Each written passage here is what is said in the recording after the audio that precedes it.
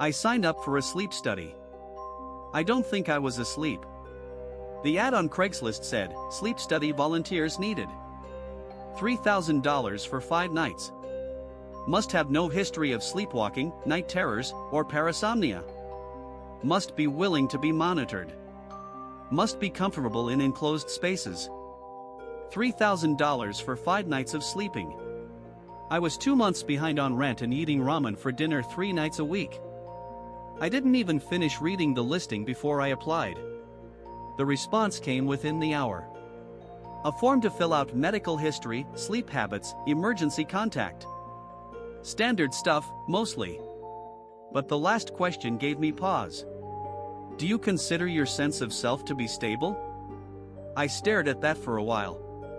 What does that even mean? I typed yes and submitted. The facility was in an industrial park outside Raleigh, the kind of place where every building looks like it could be a server farm or a front for something illegal. Building 11, Suite C. No signage. Just a gray door with a keypad. Dr. Reese met me in the lobby. She was maybe 50, with short gray hair and the tired eyes of someone who'd been doing this too long.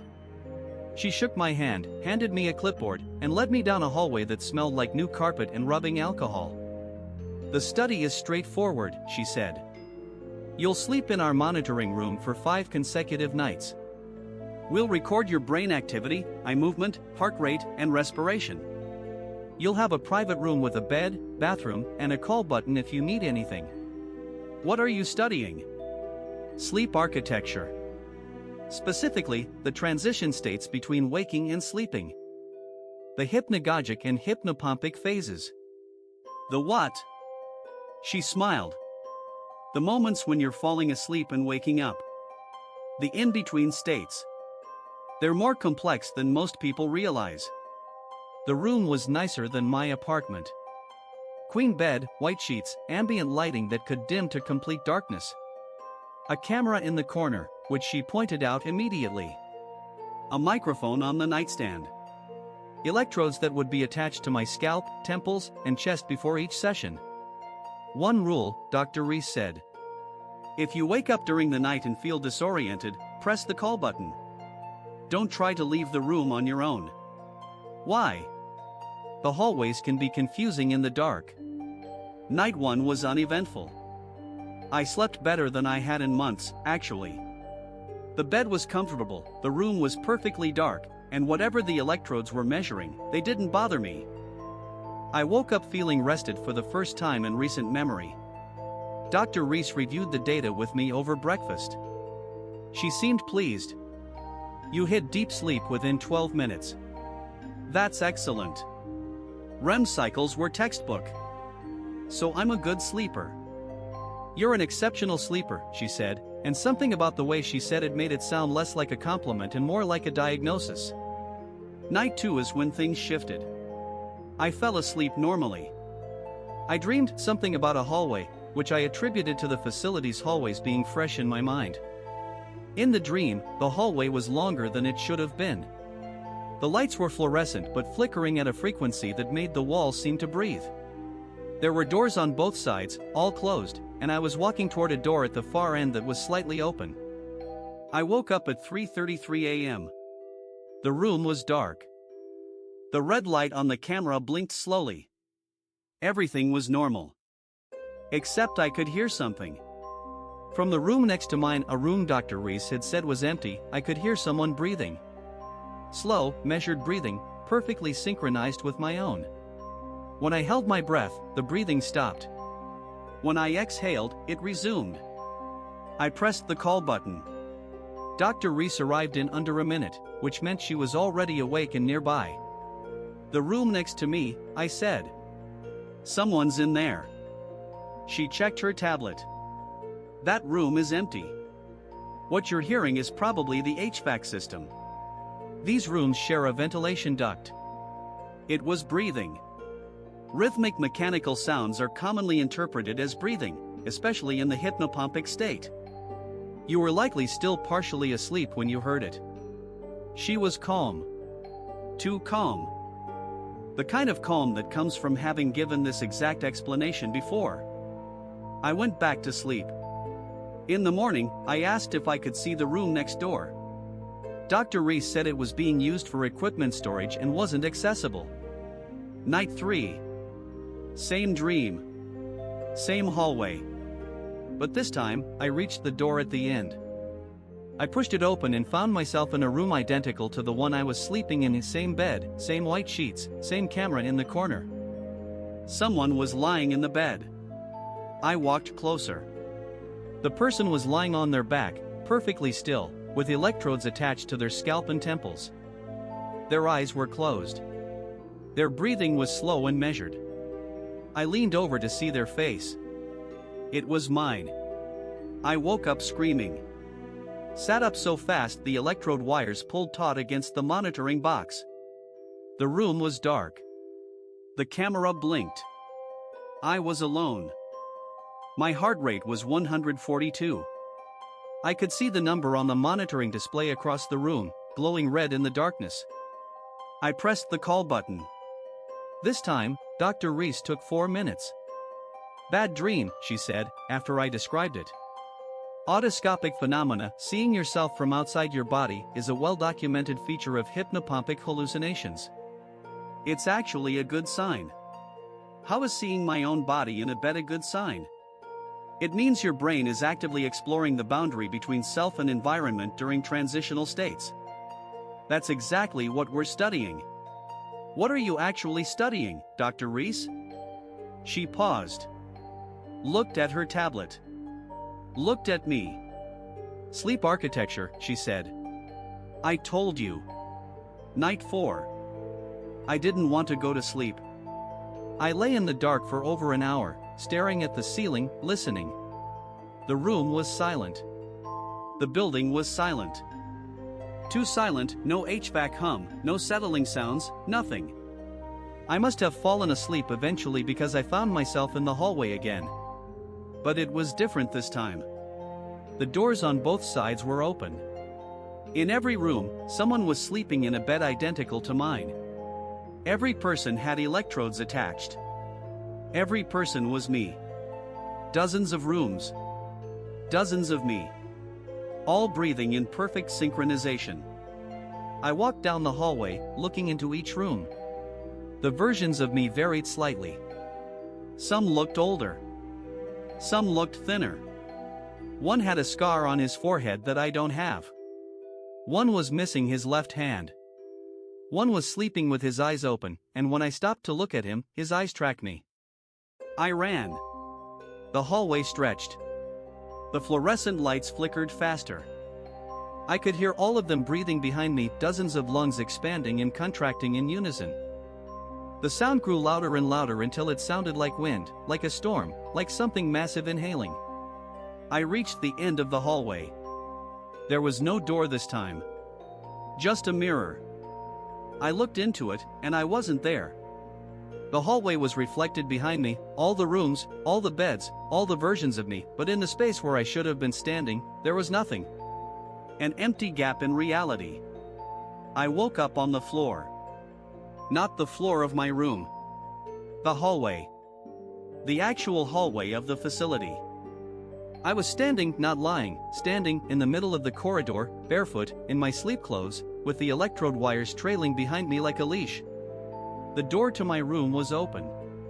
Dr. Reese was at the end of the hallway. She wasn't alone. 2 people I'd never seen before were with her, a man in a lab coat and a woman holding a tablet. They were all staring at me. How did I get out here? I asked. You said the door locks from the outside. It does, Dr. Reese said. Then how? Please go back to your room. Not until you tell me what's going on. Dr. Reese glanced at the man in the lab coat. He gave a small nod. The study isn't about sleep architecture, she said. It's about what happens to consciousness during transitional states. Where it goes. What it does when it's not anchored to waking perception. What does that mean? It means that when you're in the hypnagogic state, the threshold between waking and sleeping, your consciousness doesn't stay in your body. It moves. It explores. And for some subjects, rare subjects, it can interact with physical space in ways we don't fully understand. You're saying I sleepwalked through a locked door. I'm saying the door was still locked when we found you out here. It's still locked now. I looked back. She was right. My door was closed. The keypad light was red. Locked. This is the last night, she said. One more, and we have enough data. The payment will be $5,000, not $3,000. We increased it after your results from night 2. I should have left. I know that. But $5,000 is $5,000, and there was something else, something I'm ashamed to admit. I wanted to go back to the hallway. Night 5. I fell asleep fast. Faster than I ever have. Like falling backward off a cliff. The hallway was there. The doors were open. The versions of me were in their beds. But this time, they were all awake. Every single one of them was sitting up, looking at me. Dozens of my own face, in various states of age and damage, all watching me walk down the hallway. The one with the scar spoke first. You're the one they're monitoring. Who are you? I asked. We're you. We're all you.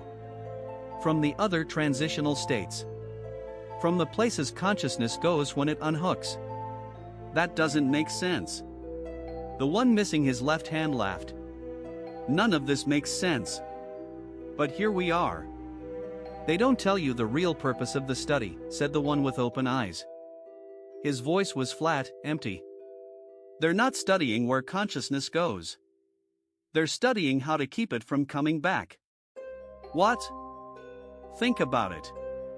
If consciousness can leave the body during sleep, what stops it from leaving permanently? What if they could identify the mechanism that anchors you to your body and remove it? I felt the hallway shift. The lights flickered. The breathing sound returned, all those lungs in unison, but this time it was slowing down. Getting quieter. You need to wake up, the scarred one said. Right now. Before they finished the recording. I don't know how.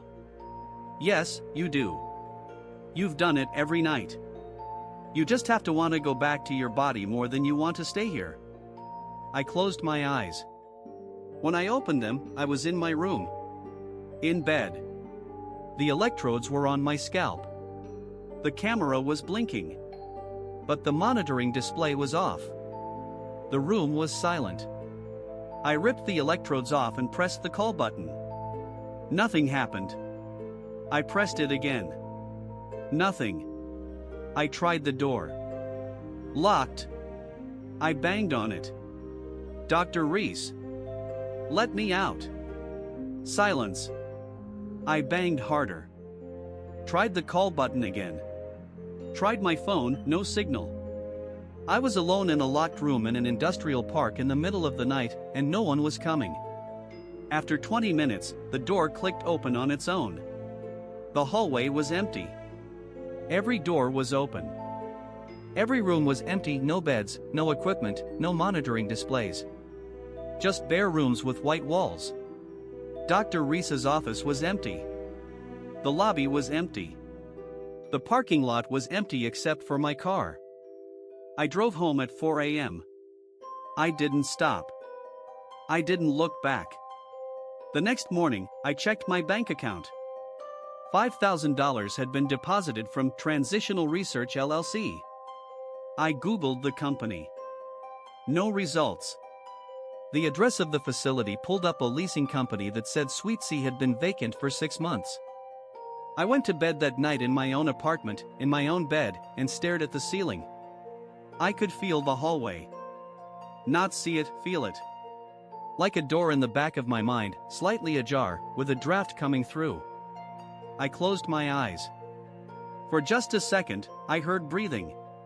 Synchronized with mine. I opened my eyes. I've been sleeping with the lights on ever since. But every morning, I wake up with the lights off. And every morning, the gap between where I fell asleep and where I am when I wake up gets a little wider. Last Tuesday, I fell asleep on the couch. I woke up in the backyard. This morning, I woke up in my car, parked outside an industrial park in Raleigh, in front of a gray door with a keypad. The door was open. Metadata. Niche, horror. Seed, a sleep study that isn't what it seems. Word_count, 2089. Model, Claude Opus 4-6. Generation_time, manual.